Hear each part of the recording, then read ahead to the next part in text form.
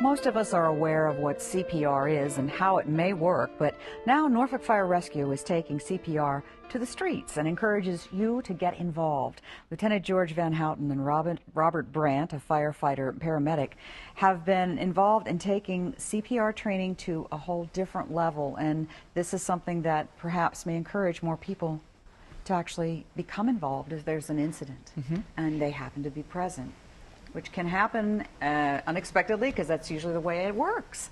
So it's got a name. Why don't we start with Lieutenant Van Houten? It's a catchy. Yeah, we have it's a hands-only CPR. We have it out there. It's in partnership with American Heart Association, or AHA, and we're also in partnership with EVMS and the doctors there. And what we're doing is we're bringing out this hands-only CPR. It's a new program that was introduced a couple years ago by AHA, and we're taking it out there because it's a lot more. It's a lot better for people to be able to do that. There was some. In the past, there's been some issues with people wondering about doing the mouth-to-mouth, etc. So they've removed that, and the studies have shown that the actual compressions are what's important. And so by doing this class, we offer it through the Norfolk Impact Cares hotline. But if by doing this class, it's about 45 minutes, and we teach you what you need to do if something happens in front of you. Okay. And when something happens in front of you, it's nice to know that there is something you can do, and to be able to give people that presence of mind is important, and that's what this training does. Sure. So sure. What's involved? Is there equipment involved in this? There is. We actually, state legislation was passed that started to mandate high schoolers to learn CPR before they graduated. Starting with the 9th grade class in 2016-2017, it'll be a requirement through health education that they know CPR before they graduate. So what a great investment for the future. Yes. Right now, active in 21 states in the U.S. Hopefully all of them will get on board eventually. But right now only 21 are actively involved in it. You know, with over 300,000 cases of sudden cardiac arrest that can happen at any time and doesn't discriminate young, old, kids. It happens to everybody. It can happen anywhere. Anywhere, absolutely. They did find that with some studies, 70% of the time, the cardiac arrest happens in the house, in the home. So the chances of you doing CPR on your loved one or relative or a close friend are very high. Okay. We have a couple of pictures that give you just a general idea of what they're using to practice compressions and such. And these were taken at City Hall in the main lobby when you were offering it to staff and such. So you have somebody who's assisting you. You mentioned, I don't know if you're always on site, but you have somebody who assists. We have it's a nice kit that comes in a bag that we deliver to our operational folks. We're not the ones who go out and teach it every single time. But we have the gentlemen off the fire engine or off the medic or the ladder trucks, the battalion chiefs. Actually, they're the ones who go out and they're the voice for us. They're the people that do the hands-on with the community to show them that we're here to help you guys, to teach you guys this.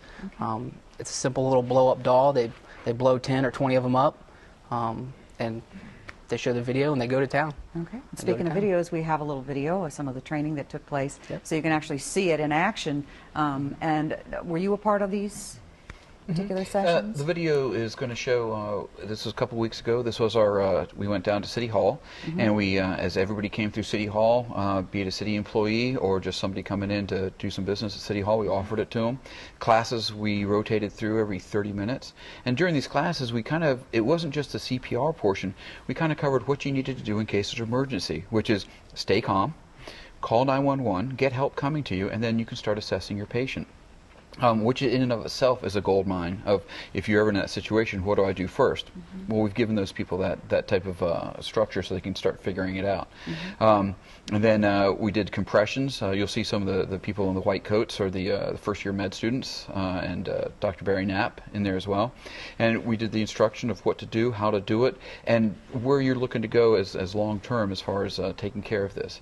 We had, I think, some 62, 63 people that came through that day. Wow. We offered sessions sessions, as I said, every 30 minutes. And we also covered the AEDs, or automatic external defibrillators. And you'll see those in malls and shopping places, public buildings, etc. So a lot of people see that on the wall. It looks really cool, but not sure what to do with it. And so we covered kind of what you have to do.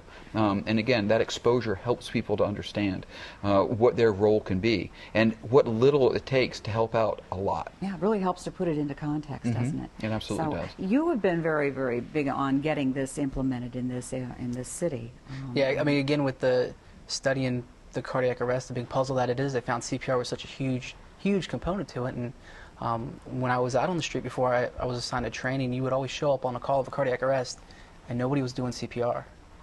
The person was just laying there on the ground.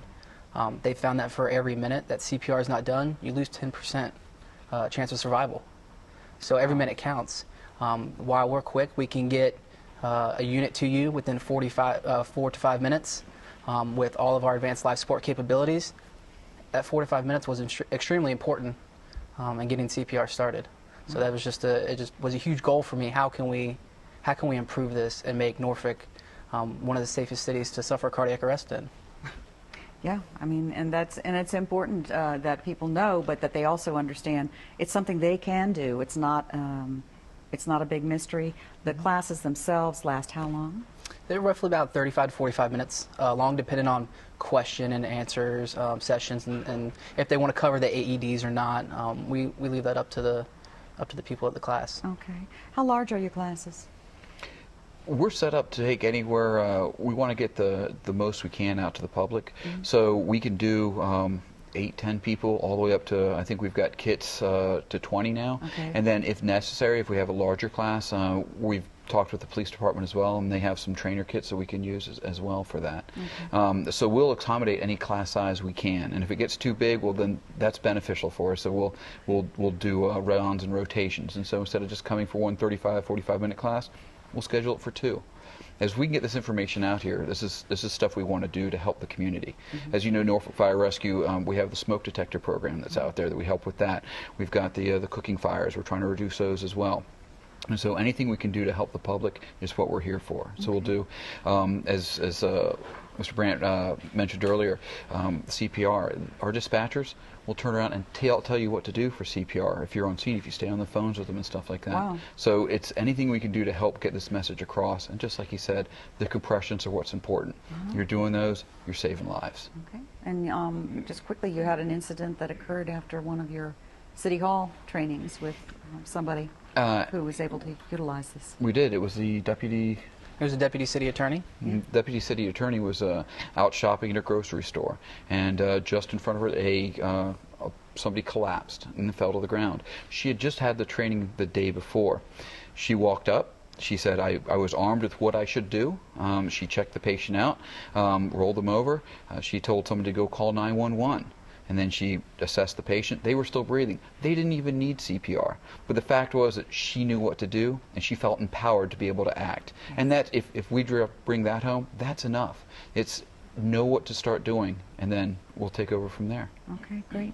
And you can call the Norfolk Impact Care Center to get to set up a time. Is that how it works, or to be told what the schedule is? Yeah, sure. Yeah, they call, they take your information. An email is generated to 3 people, and we'll get in touch with you within 72 hours. Great. So you might have a group or an organization that wants to learn this, and you can bring that to them. Church, your civic community or civic leagues, boys clubs, girls clubs, anything we can do to get the message out there. Yeah. Well, there are a lot of opportunities to get the word out, and the fact that it doesn't take as long, but it still can accomplish so much when unexpected things happen. You can't beat that. So. Thanks a lot for sharing the information, and I'm sure people got a lot out of seeing the video too. Gives them an idea that this is something that pretty much anybody can try. Absolutely. Thank you for your time. Thanks a million. Right. Still to come, attention getting ways to convince kids and teens to enjoy all the benefits of healthy eating.